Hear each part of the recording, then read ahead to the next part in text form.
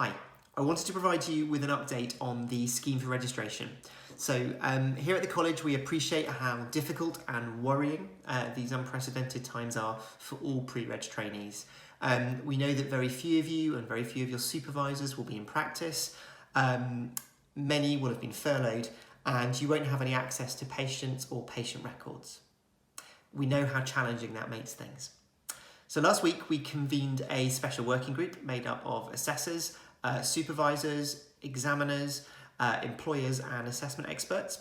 And this group met to discuss how we could safely adapt the scheme requirements and allow trainees to continue to make progress.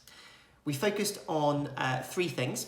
First of all, how we can provide learning materials to support you when you're not in practice.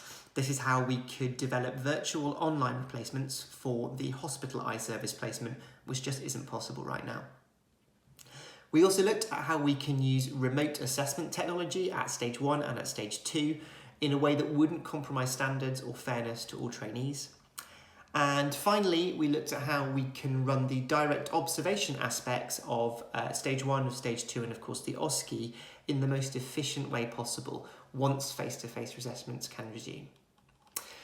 So we came up with some proposals that are going to be scrutinised by the college's Education and Standards Committee, and we will then put those before the GOC later this week for approval.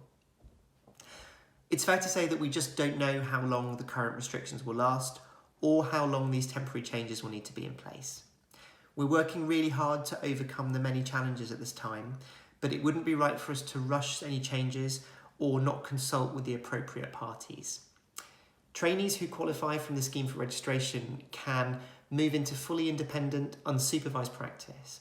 And so we have to ensure that any alternative assessment arrangements we propose are rigorous and ensure patient and public safety, whilst also being practical to implement and fair to all. I hope this update has been useful. We will continue to keep you updated over the next coming weeks, so watch out for more videos. Thanks.